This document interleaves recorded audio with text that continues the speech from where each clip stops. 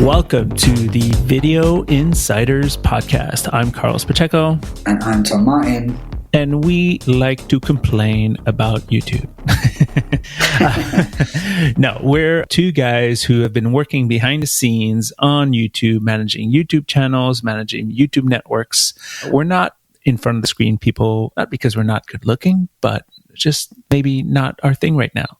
But yes. Speak for yourself, Carlos. But yes, we have many years of experience managing millions upon billions of views and videos. Tom, how are things?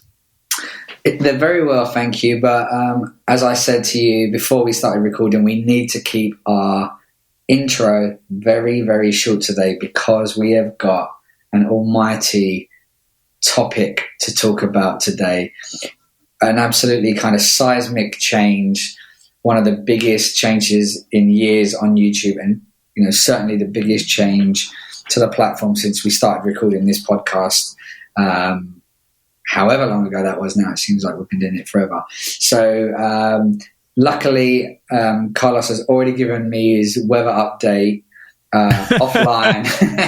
So we know all about the Toronto weather offline. It's great. So we can dive. It's great. It's sunny here. And so we can dive straight in. But first, of course, we need to say thank you to our headline sponsor, TubeBuddy. TubeBuddy is the ultimate tool for creators to streamline their daily workflow on YouTube, allowing more time to make great content. For brands to help reduce busy work and focus on what matters, growing your business on YouTube. For agencies to help manage multiple client channels, and for networks which gives partners the tools for success and an attractive incentive for recruitment. How do people sign up to TubeBuddy, Tom? Well, in case there's a tiny chance you're not already using TubeBuddy, which of course you should be, you can get an exclusive multi-channel license only by visiting videoinsiders.fm/TubeBuddy. Thank you, TubeBuddy. As I said earlier, absolutely seismic changes announced in the last week or so. And this is, of course, in reference to the changes to kids' content on YouTube. So we're going to start off by trying to lay out the facts of the matter as soon as we can, as quick as we can, and as clean as we can. There's a lot to go through. And then we're going to actually speak to somebody who's been affected by these changes. And then we're going to start to break down the changes in a bit more detail and give our opinion on what this means for us, for the industry, and for the wider online video and kids space. So, Carlos, can you kick us off by, as succinctly as possible, explaining what the hell has happened in the last few weeks with kids' content on YouTube? By the time this episode comes out, which should be mid to late September, early September, Federal Trade Commission fined YouTube $170 million for collecting data and targeting ads to children. It's a violation of the Children's Online Privacy Protection Act, COPPA. It's a small fine, but it's significant, right? And as part of the settlement, YouTube has to stop collecting data on videos that are targeted towards children, anybody under the age of 12. YouTubers who create videos for children, like unboxing or toys and nursery rhymes, must clearly label their content as being intended for kids. And this is important because the FTC, in the past, you could say the FTC would go after YouTube. Now they're going to go after creators. So you have to be fully responsible for your content going forward, which is huge. Yeah, and so what's not going to happen is YouTube is not going to remove the content. So there will still be plenty of kids' content available. I think there'll be a lot more effort going into the YouTube Kids app. We'll talk about that a bit later. But what the actual policy process from YouTube is that any video that is targeting and featuring, I think this is important, targeting or featuring kids under the age of 13 will no longer be eligible for a number of things. The biggest change being that there will be no interest-based ads played against that content. So to put that in context, it means basically the almost end of monetization of kids content. Well, can you clarify a bit more? yeah. So interest-based ads, right? So interest-based ads means that YouTube tracks what your behavior has been before, right? And there's interest-based and there's contextual-based ads, right? And then interest-based ads have become sort of like the de facto targeting for a lot of YouTube content and a lot of advertising in general, which is a lot less waiting for the user to type in their search query and then serving the ads based on their searches. It's serving the ads based on what you've watched in the past, your behavior, right? And that doesn't require a search, right? It could be just a video that you saw and you clicked on. So that's the difference here. And the reason why I'm making a point here is that, and this is explained as well by our sort of guru of the industry, Daryl Eves. Sorry for calling him a guru, but he's amazing as well. But those are the most valuable types of advertising targeting, right? Brands love that because it's effective. It works really well. And what that is going to mean is that monetization is going to drop significantly. Doesn't mean you're not being monetized. It just means that the value of those ads are going to be much lower than contextual or targeted ads.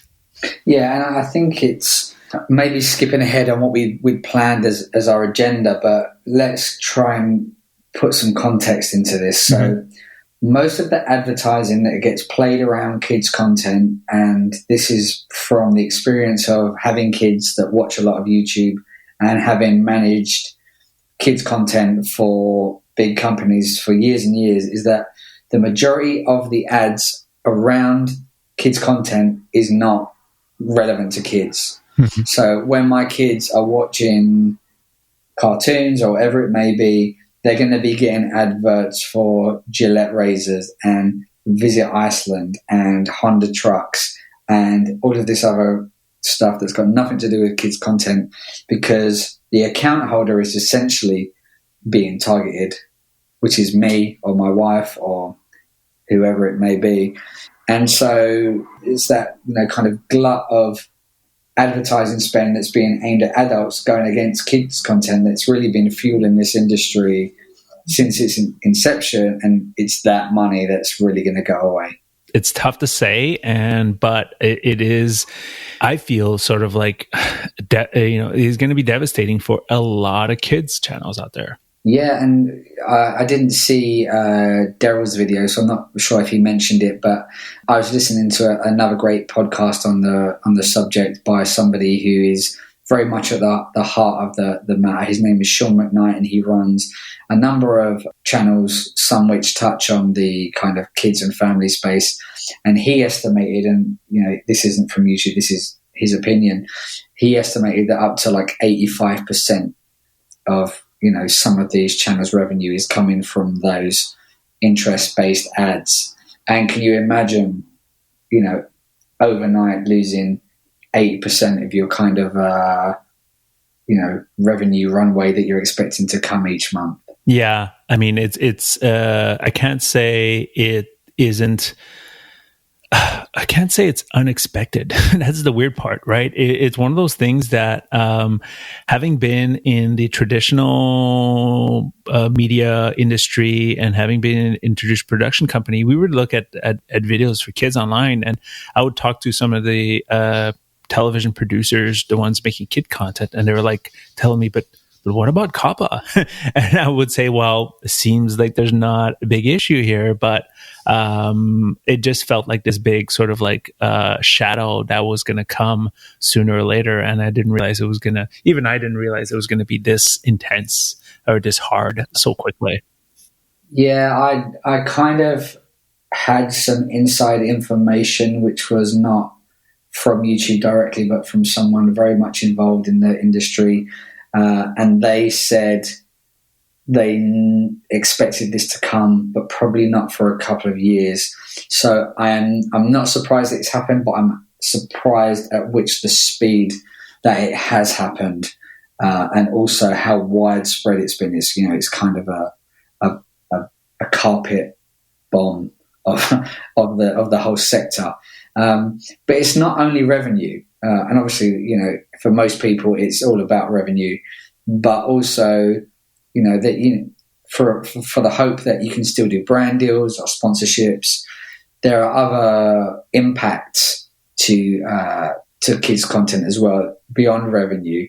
Can you outline a bit more what else has been impact apart from the ability to monetize? What is going to happen to this content that is aimed at kids under 13? So obviously you as the creator are going to have to label it. If you don't label it that it's directed towards kids, you run a big risk from being pursued by the FTC. YouTube is going to be paying attention to that. And, obviously if you don't label it and they decide it's a kids content, you might run into issues there. Well, guaranteed you're going to run into issues as well. We know that YouTube Kids, a lot of channels have been taken off YouTube Kids over the last few weeks. We're seeing, channels go from hundreds of thousands of views to 0 views overnight. And once again, this is one of those, I'm surprised it took this long for YouTube to finally, get their act together with the YouTube Kids app, because, since the beginning, it's been a hot mess of an app in terms of the content in it versus the content out of it. There's just nobody understood how to be in the app or not, right? I mean, that's essentially the one of some of the main things that I've sort of read about in terms of what's changing for that. Yeah, so I've also heard from various sources that the kind of search and discoverability of this content is also going to be massively affected. So, things like the ability to be appearing in suggested is going to be hurt because obviously the data is not tracked. So how can you properly suggest content to people if there's no kind of data collected on previous watch history for kids content? And then it's things like there'll be no comments on kids content, and there'll be no autoplay potentially. I'm not sure about that. I've also heard there'll be no playlist ability for kids content. So, some of the basic kind of audience development tools that we've taken for granted for years and years will not be available come January. And we must stress that they have been given until of the 1st of January to get their house in shape. Yeah, I mean, the discoverability thing is a big one. And that's one that essentially turns you into a TV show, meaning that the only way people are going to find you is for you to promote it outside of the ecosystem from a traditional standpoint. Yeah, because I also remember that there'll be no notifications for kids content either. Yeah, you're right. Yeah. And then what I mean by that is that you're going to need to spend money. That's essentially it, right? You're going to have to do PR. I mean, this is assuming you're a big company and you can afford this stuff. But for small creators, it's not going to be possible. But discoverability is going to mean that somebody has to know your brand, know your product, and search for it specifically to find it. And it's not going to be recommended next to another video. It's not going to be, auto played and all that sort of stuff. So it means that you're going to part of YouTube is going to turn into almost like a streaming platform, a television streaming platform, where the only way you're going to be played is by somebody sort of looking for your content and, knowing who you are before anything. Yeah. And I think this is what's really important to say is that we're kind of talking about this with a level of separation. For me personally, if you've listened to previous episodes, you know that I've been looking to kind of acquire and distribute a lot of content on YouTube for my own interests. Kids was a huge, huge part of that. And, I've kind of been fortunate that my progress has been slow because I would have invested a lot of money on something that is probably not now going to ever would have, make a return on that investment. And it makes me really think about some of the big companies that have made huge investments in kids' properties recently and how that will affect them. But ultimately, there are humans. I think the big companies will probably stand to lose more total dollars, but then there's bedroom creators that have whole businesses and lives and livelihoods. They're putting food on their family's table with these kids channels, and that's almost been taken away overnight. And I think there are humans at the end of this, and we need to remember that too. And we've actually got an interview with somebody who's a good friend of mine, that we're about to play you next, I don't think it'd be an over-exaggeration to say that, she's been heartbroken by the changes that have been announced, and also some changes that were already underway before this. And I'm kind of heartbroken for her as well, because I was so proud before that of the amazing progress that she's made on her kids' channel. So we're going to run this short interview with my good friend Tyrie now, and then we'll be back to discuss what she said and the wider implications of what we discuss after this.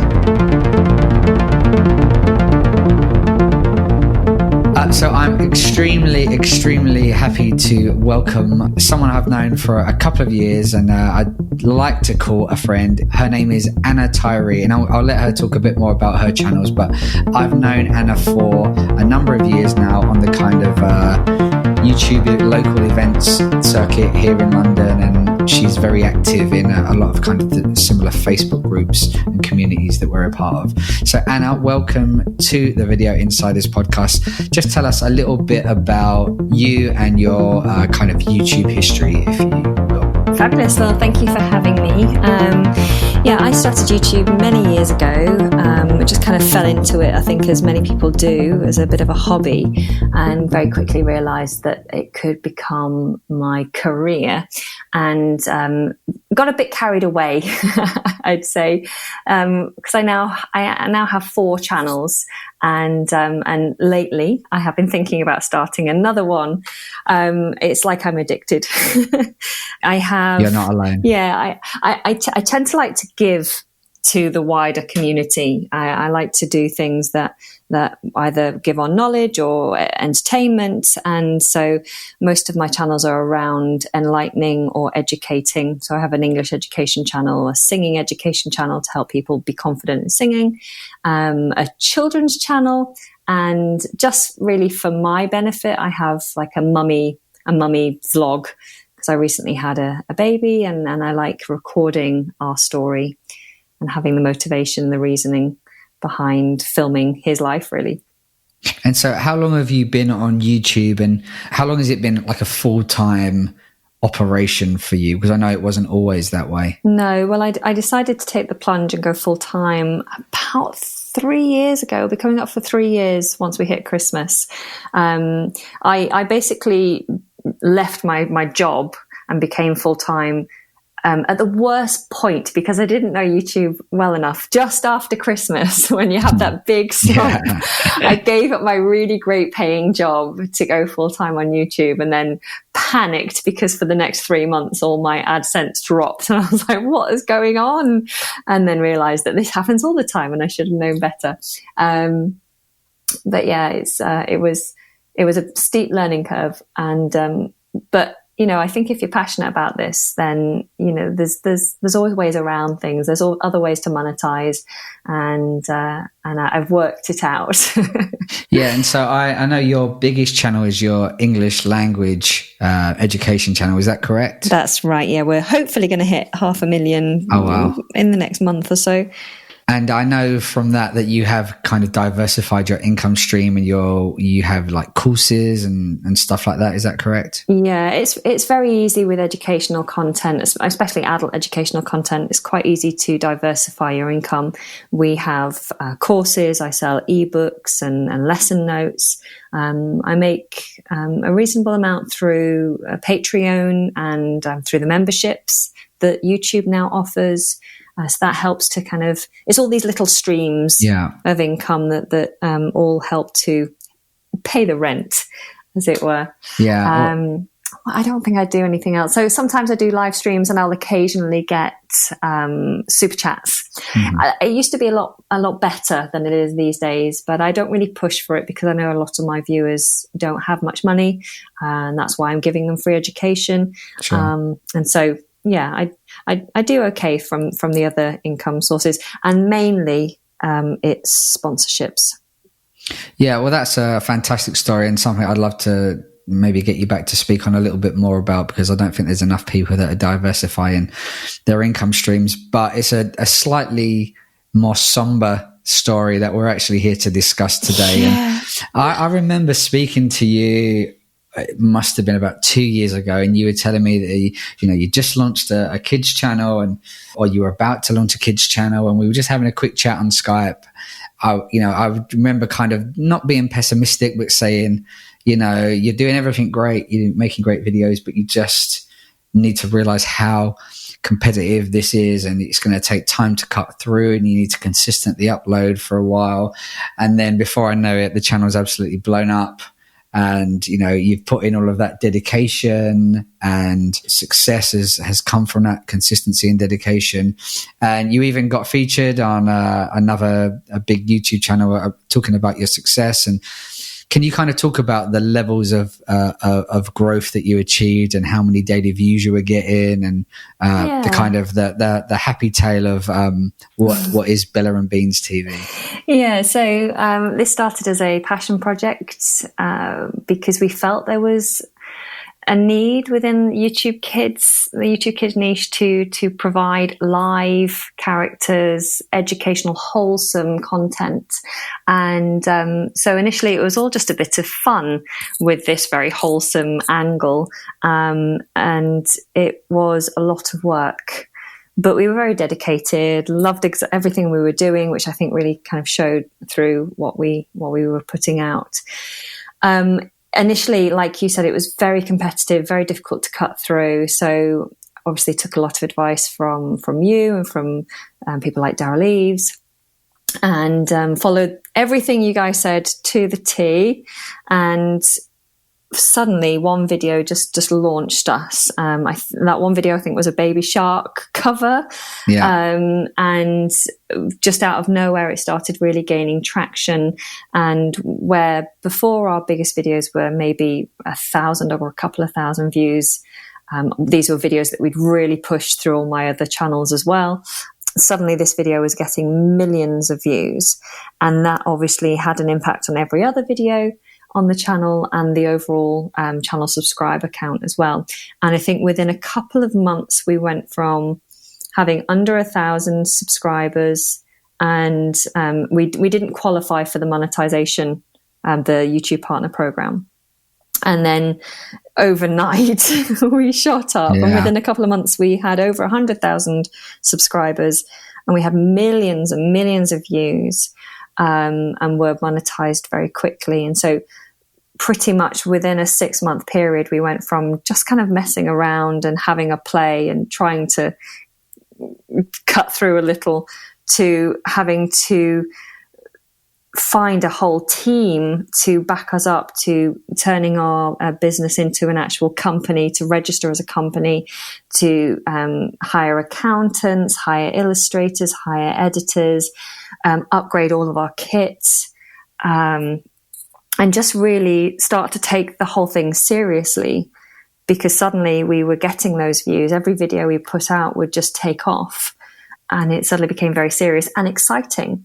So a lot of us, because there's 3 members of the core team of Bella and Beans TV, and 2 of us actually made big changes in our lives in order to focus on this particular business. My counterpart on the screen, the guy who plays Beans, he gave up a lot of work because he's an actor and a musician, and he gave up a lot of contracts that would take him through to the end of this year, because he didn't want to be taken away from filming and working towards Bella and Beans. And I think I was just telling you before we started this podcast that I did things like enroll my son into childcare early in order to free up some time so I could focus on the channel. And yeah, I started to allow my other channels to drop a little bit, and didn't kind of do all the work that I would normally do to keep those income streams up and to keep feeding those channels. So you know what it's like. You have to maintain momentum. Yeah. And so I allowed the momentum to drop. With English Like a Native, my English channel, which I said we're due to hit 500,000 within the next month.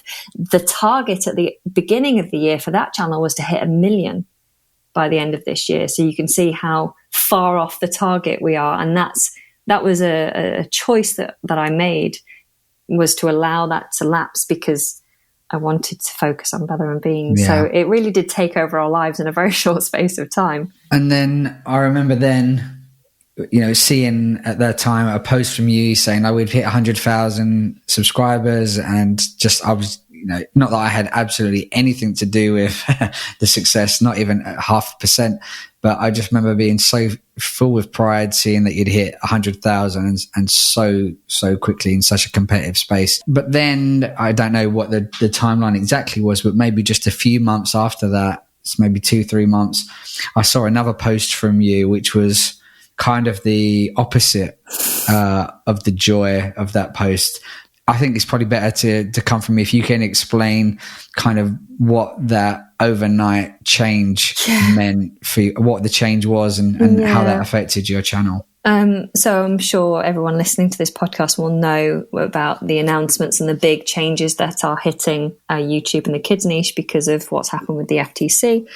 The way we experienced it, earlier in kind of April, May time, we noticed that we suddenly weren't being served on the YouTube Kids app. That was quite unusual. We'd been receiving quite a few views through YouTube Kids. We are very wholesome. We don't have any strikes or any copyright issues. We were like, okay, I don't understand this.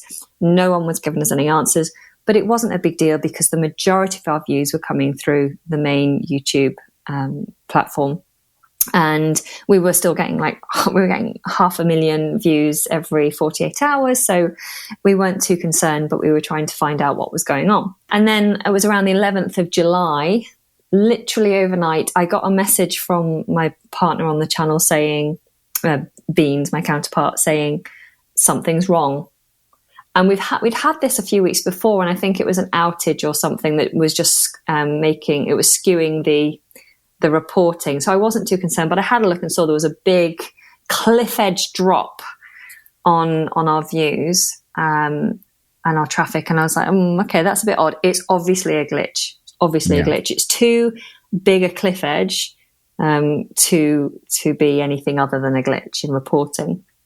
And then as the hours tick by, you start to become more and more nervous, seeing that it's literally our channel had flatlined. So we'd gone from seeing about 500,000 views in 48 hours down to a couple of thousand. So it completely taken the wind out of our sails, and it didn't recover. And it became apparent after weeks and weeks and weeks of waiting and everyone talking that a big change had happened, and we were just all in the dark about it. And I think that was the most difficult thing, is that it took about 3 or 4 weeks before anything official came out to let us know what was going on.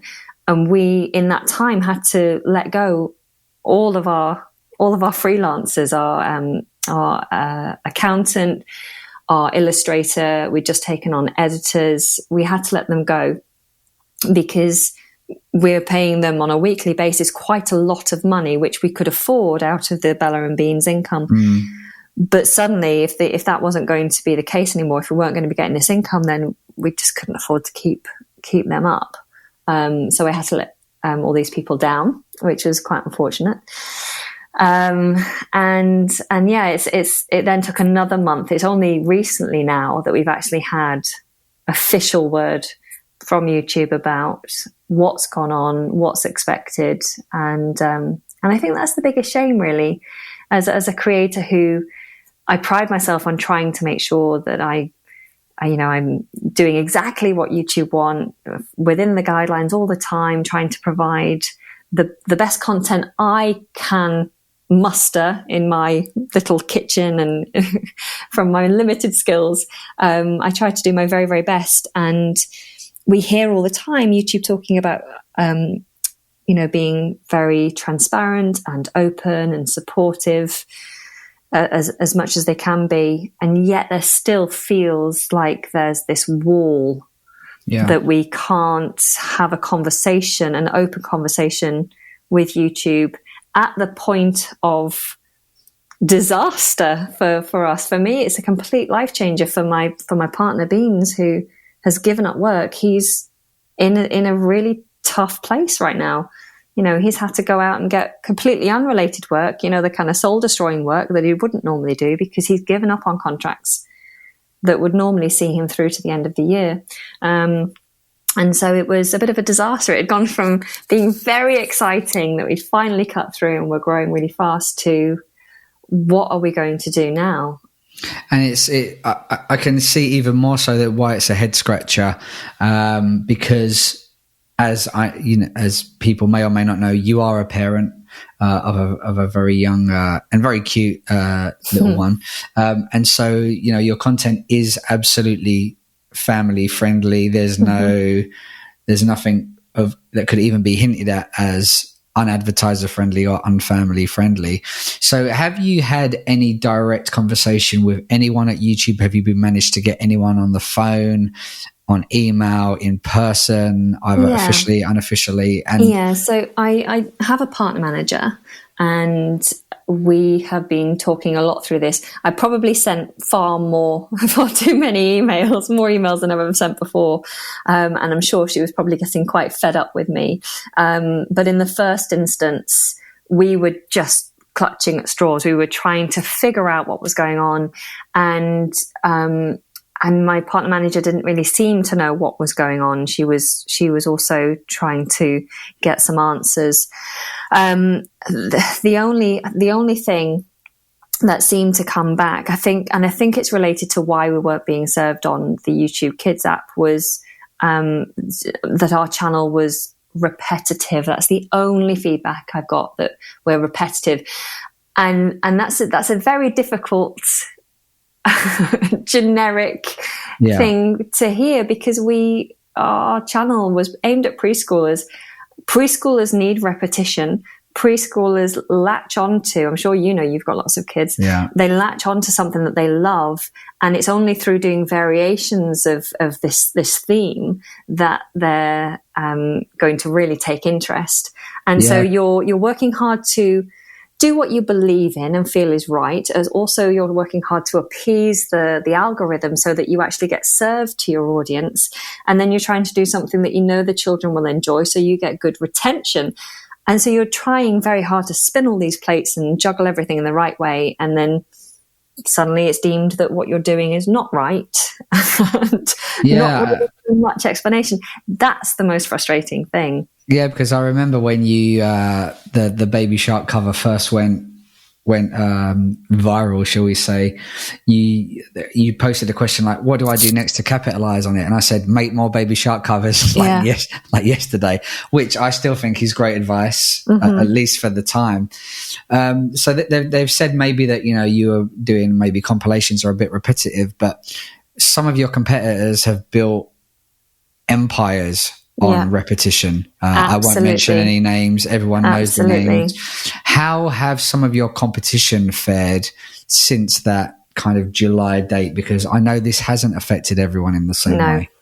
And this is where the confusion became even deeper, and this is where all the emails from me stemmed from. Is that I was looking across the board at very successful channels, ones that I consider to be fantastic channels in the niche, and what seemed to be the case is that all the official channels, things like maybe I shouldn't mention their names, but all official channels that you would find like TV shows on, and stuff. Things like you'd see on BBC iPlayer or Netflix. Those channels that are officially offering that material, they doubled their traffic overnight. So it was evident from the day that it dropped for us, all our traffic was going to the trusted channels, should we say? And that makes sense. If YouTube are having trouble and they're wanting to, send all their traffic to the right places, then they're going to go with channels that they know and trust. And that kind of makes sense. But what didn't make sense was there was some of the mid-range channels in the niche that were incredibly repetitive. There was one I pinpointed and pointed out to my manager that had something like 6 versions of the same song within a 3-week period. Yeah. And I'm like, how is that? And this channel had seen a huge spike and huge surge around the July date that we'd had the drop. It's like, how are they doing okay? And they are seriously repetitive, and yet we've been dropped, as it were, for being repetitive. And actually what we were doing was writing our own lyrics and doing our own orchestrations and, giving a different feel, just to having the same melody and maybe the same.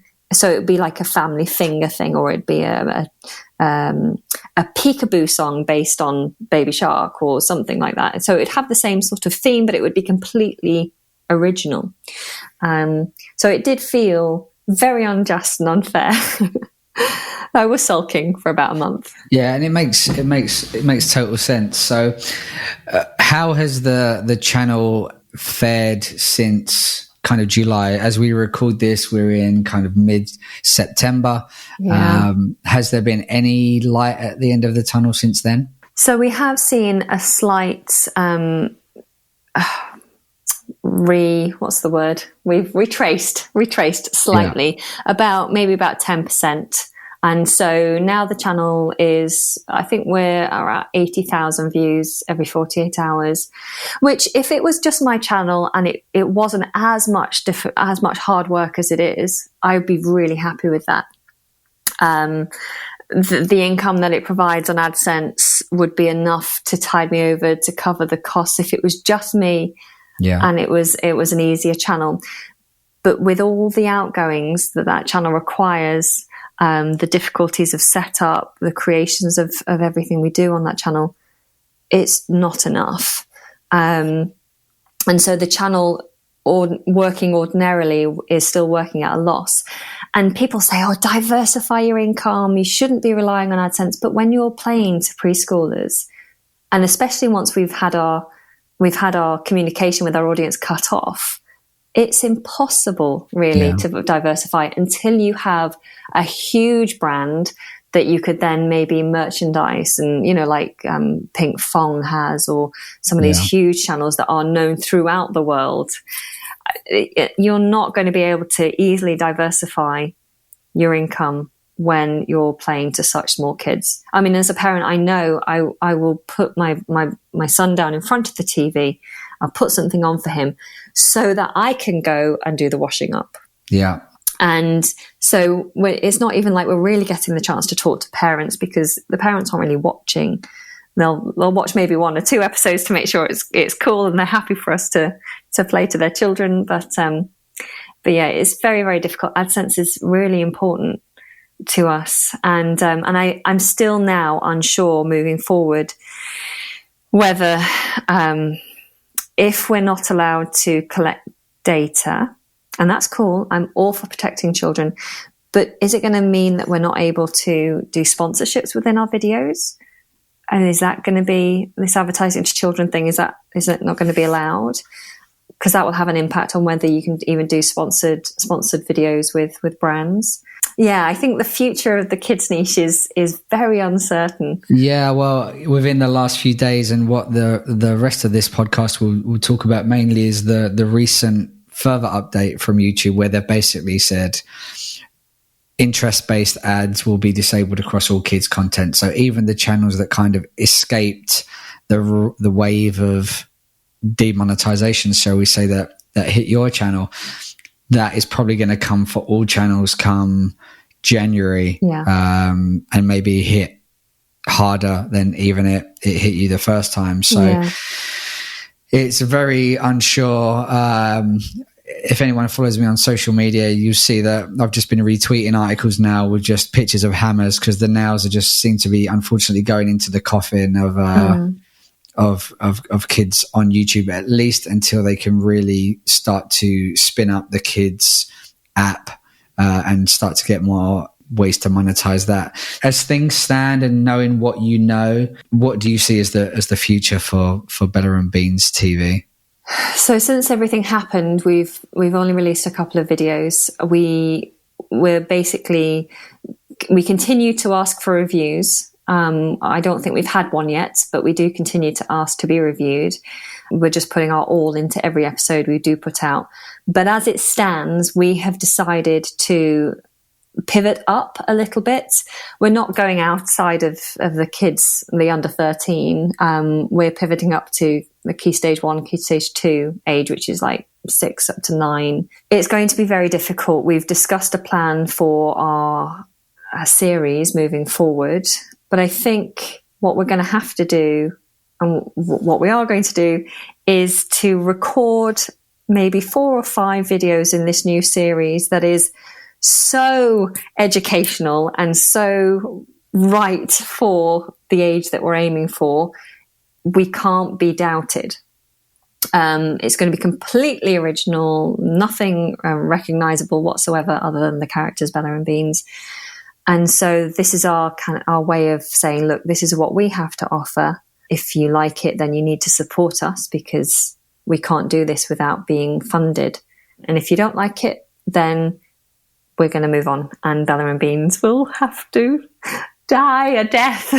Oh no! Well, all of my fingers are crossed. All of our audience fingers are crossed, and we hope that you can. I know how smart you are and what you're doing on your other channels, so I know that you'll do everything that is humanly possible to claw back any drop off that you've seen. So, thank you so much for your time. Really appreciate your insight, and I know it's going to be really useful for other creators in a similar situation. And best of luck to you, family, and business for the future. If people want to hear more from you or check out any of your channels, what's the best way for them to do that?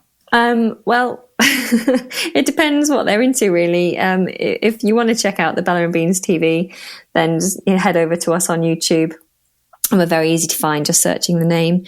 Otherwise, you can join me on Instagram, which is Anna's Big Adventure. Thank you, Anna, so much. It's been a pleasure, and I'm sure we'll continue to talk about this offline too. Thank you so much, and best of luck. Thank you. Bye-bye.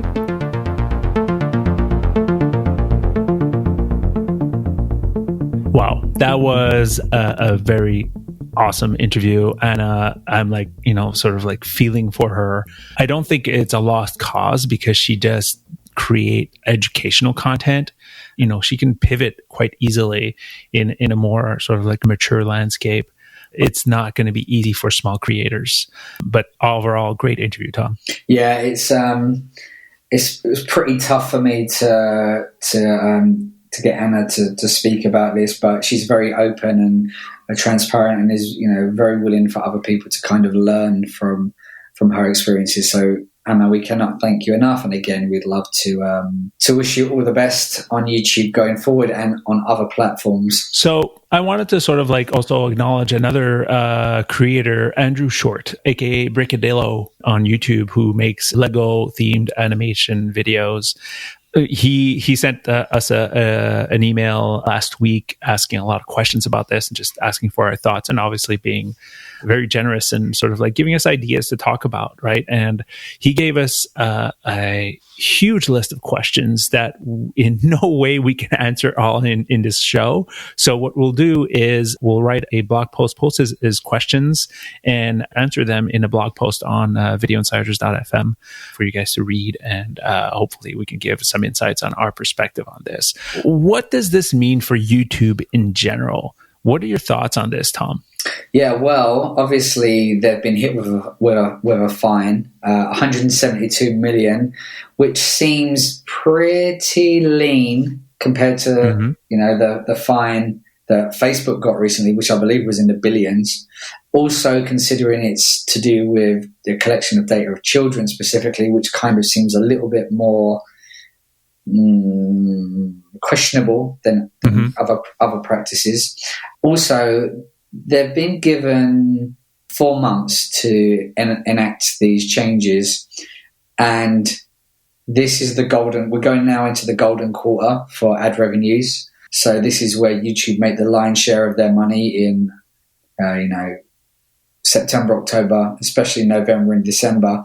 And so 172 million is going to be made up multiple times in that 4 months. So there is no fine really.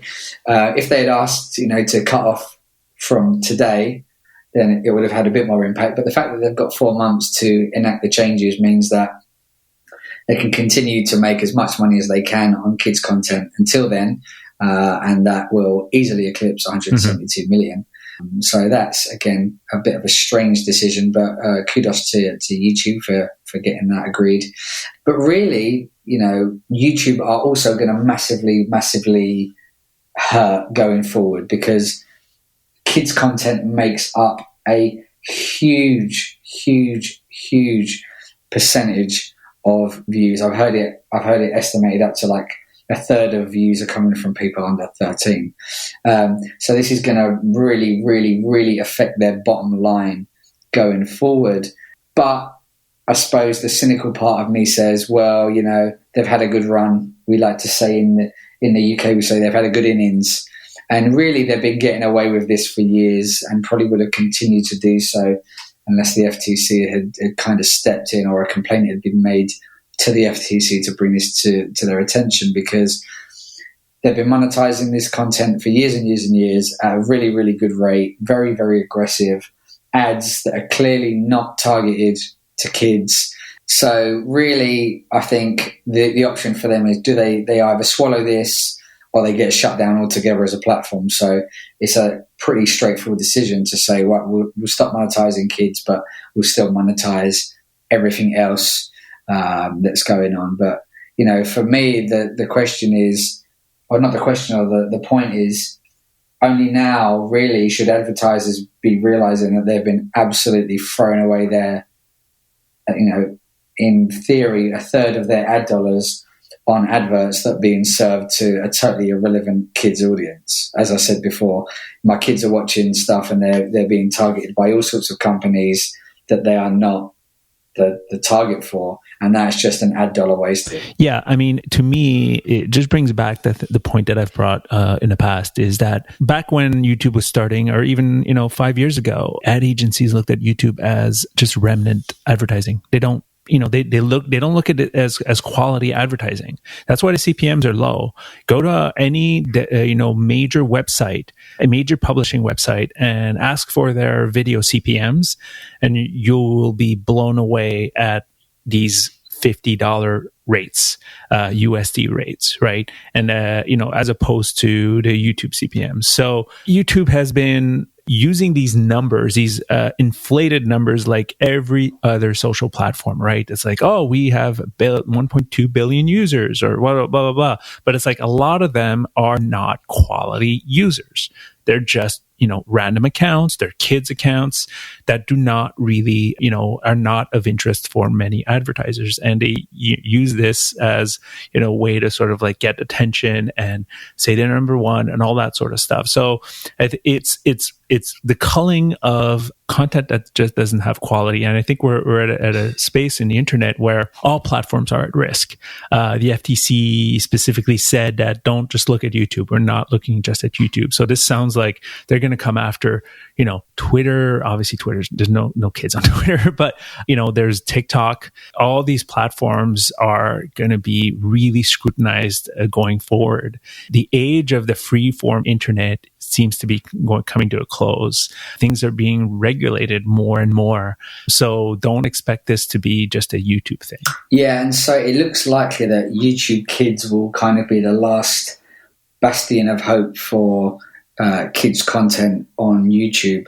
And we've already said that the bar to get into YouTube Kids, and Anna spoke about being removed from YouTube Kids, because the bar has been raised. So it's going to be harder and harder to get into YouTube Kids. Great questions from Andrew Shaw. And one of his questions was, how do ads work inside YouTube Kids? And I've got to say, I was kind of a little bit oblivious to this. I knew the answer was not great, but I didn't know the technical answer. So I did a bit of research. And so basically, ads are available inside of YouTube Kids app, but they only show ads that are deemed, in air quotes, family friendly, and they are kind of signed off by humans and go through a kind of rigorous kind of quality check, to make sure they're suitable for the eyeballs in the kids app. There's no click-through allowed on any ads inside of YouTube Kids, or no adverts that kind of have a flow for you to kind of install a paid app or anything like that, which they refer to as purchase flow. So even if you do get inside YouTube Kids, it's going to be much more difficult to get those ads played. And then looking at the kind of T's and C's for if you want to run ads in YouTube Kids, one of the most crazy things for me to see was you are not allowed to run any ads that include, and I quote, the incitement to purchase. So you can't run an ad to try and get someone to purchase something, even if it's direct or indirect. Yeah. Which is crazy. Yeah. So it has to be like a brand play. Which makes sense. It makes total sense, but this may be a policy that they have to change going forward if they want to keep big publishers on the platform, because why will people continue to publish if they're getting zero return on their investment? So this might be something that they start to wave on a little bit, at least. Well, they've announced that they're going to be investing in kids' content, right? So to me, what this means is that they're just going to turn into a television network, which is we invest in content, we work with producers, they create content for us, it's exclusive on the platform, blah, blah, blah, blah, blah, right? That's essentially what it's going to be like. And when everybody's sort of like, oh, how am I going to, like have hope to be on this platform in the future? How, the cynical part of me is like, you don't have hope unless your name is Fox Television or Disney or, another big television producer that's been making kids content for, 20 years. YouTube might work with a few high profile YouTubers out there and maybe a couple of like indie studios, but you're going to have to be like seriously vetted in terms of like the content you make for this platform. I'm not saying it's not going to happen, but I would be very surprised if they hired, a small YouTuber to become to be in the YouTube Kids app going forward. Yeah, I think you're exactly right. So they've announced publicly, I believe it's $100 million fund for educational kids content to roll out over the next 3 years. Well, in all honesty, that's not even going to touch the sides of kind of the revenue that's been lost across the creator ecosystem in the kids space. But so I definitely think, and this is purely my opinion, this is not inside information, this is purely my hunch. Like you say, Carlos, that there'll be some kind of grant system where they literally pay channels to keep publishing, or at the very least keep up their existing content. Because if you're YouTube, Peppa Pig can't go away. Yeah. Fireman Sam can't go away. Caillou can't go away. Mickey Mouse's Clubhouse can't go. Whatever it is, mm-hmm. They can't just have that disappear. Coco Melon. They not necessarily just the TV stuff. Little Baby Bum. I can't imagine that disappears overnight. So I imagine, and I'm now a few more steps removed from the industry, I can imagine that there are conversations, if they've not already happened already, in the kind of corridors of power where certain publishers are getting some kind of stipend to stay in, to replace the income they've lost from AdSense. Yeah, it's just going to turn into a Netflix for kids.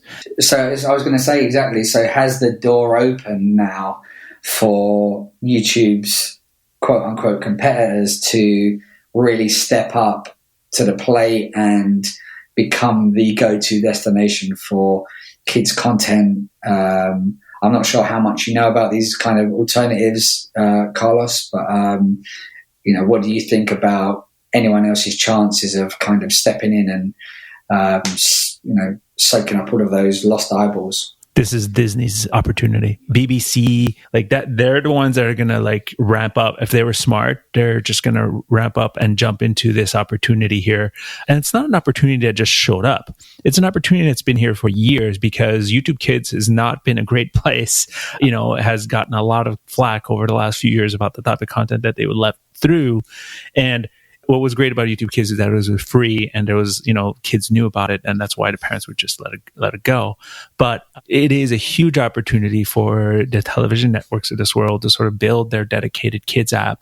They all have them; they already do. It's just that, that now is the time to sort of like, reinforce the safety features that they've had since the beginning, and the vetting features that they've had. Everything that's happening right now just forces YouTube to behave like a traditional broadcaster. and the rules that these broadcasters have had to, abide to forever, that YouTube has been, able to sort of skirt by. And, a lot of this, not to sound like I'm wearing a tinfoil hat here, but like a lot of this has to do with the big media companies complaining more and more as, online platforms get away with things that they shouldn't have been getting away with, versus the traditional broadcasters, right? So it's that to me, there's going to be opportunities for new, providers always, because this is going to limit YouTube's reach, which was time sucking. It sucked everybody's attention, right? So now YouTube's going to have less of a place in this. They're going to be cut down a bit, and which might mean, new apps, new services. It might mean big networks launching not launching, but almost like relaunching or promoting their services that already abide by these FTC rules, right? They've all been following these rules for years. And now basically YouTube's been put back down to that level. That's essentially I feel like I'm ranting, but that's what's going to happen. Yeah, no, it's, I can't believe that I overlooked Disney. What great timing for Disney's new platform. That's going to be amazing. Netflix could maybe step up their investment. I'm not sure how much they would feel the need to do that, but they certainly could. They have taken former YouTube properties in the past. I know that. Amazon, I think, is in a really good position because they are still a semi-open platform where you can, with their Amazon Prime Video Direct, you can kind of be an outsider and get onto the platform, unlike Netflix. And then there are, potentially Twitch could maybe become a home. Again, there is a connection there with Amazon, so I'm not sure there. And then there are the kind of other kind of more walled gardens that are dedicated for kids. So things like Hopstar, and then there's Kidoodle, which I believe this week got to the number one kids related app download in the App Store. And Kidoodle is a platform which curate all of the content within inside of the app, and that is kind of headed up by a good friend of mine called Brenda Bisner, and she's been out on the road talking about the importance of creating safe environments for kids and safe streaming. And I definitely think that it's going to be boom time for apps like that, where it's still mainly ad funded, but it also deals with all of the kind of negative sides that YouTube and YouTube Kids haven't been able to quite fix yet. Yeah. Something mentioned when you brought up Twitch, like the gaming industry is going to be affected by this as well. And this could be another show on itself. But when you think about all the video games, and one specific comment that I saw, it's like Fortnite is essentially a kid's game, right? And there are a lot of kids watching that. So, imagine, how if Fortnite content gets deemed children's content, like that would destroy that, right? Yeah. And like, what about, so there's so many great areas like retro cartoons that are technically kids content, but really, let's say, for example, like take Thundercats. Oh my God, I love that. YouTube, but as an example, that is technically kids content, but it would really be aimed at sad millennials like me who would still watch Thundercats in their mid-30s. So there's so many great areas that we couldn't even begin to touch on. But we'll do some kind of update to see how the fallout goes. But like Minecraft videos, are they aimed at kids or not? Or, who's to say? So to close up, first off, a few things. When we publish this episode, we'll put a blog post, as I said, with Andrew Short's questions, as well as a bunch of links. I would highly recommend you watch Daryl Eves' massive YouTube Changes Happening video. Daryl always does an awesome job of being level-headed and really explaining how things, what's happening in the industry. I would also obviously the kids and family channels are going to be very affected by this. And friends of mine from Ontario here in Canada, the AB family made the end of kids and family channels video. And it's a very adult sort of parents' perspective video. And they welcome this change, right? To them, they're one of the smartest family channels I've ever seen, where like they understand the landscape and they understand, the risks of it, and they understand their responsibility in this space. And it's a great video to watch, very level-headed, and they understand, that they have a great perspective. We'll put a bunch of links in the description as well from articles that inspired this, that helped us with this episode. Just like Andrew Short Brickadillo did, like, don't be shy to sort of email us at hello@videoinsiders.fm. If you have any questions, episode ideas, stuff you'd like to hear us talk about, we really appreciate it, and looking forward to hearing from everybody. Yeah, so thanks again to Andrew Short, aka Brickadillo on YouTube. Thanks again to Anna Tyrie, aka Bella from Bella and Beans TV, as well as Anna from Anna's Big Adventures and her various other channels. And of course, we could not do any of this without our headline sponsor, TubeBuddy. So thank you again to TubeBuddy. And remember, you can get an exclusive multi-channel license deal by visiting videoinsiders.fm/TubeBuddy. Thank you, TubeBuddy. Thank you. And guys, if you found this useful, do not forget to leave us a rating or review in the podcaster or podcatcher of your choice, and tell a friend in or out of the industry that they need to be listening to the Video Insiders. Please share. Until next time, we've been the Video Insiders. Thank you and goodbye. Thank you. Have a good one.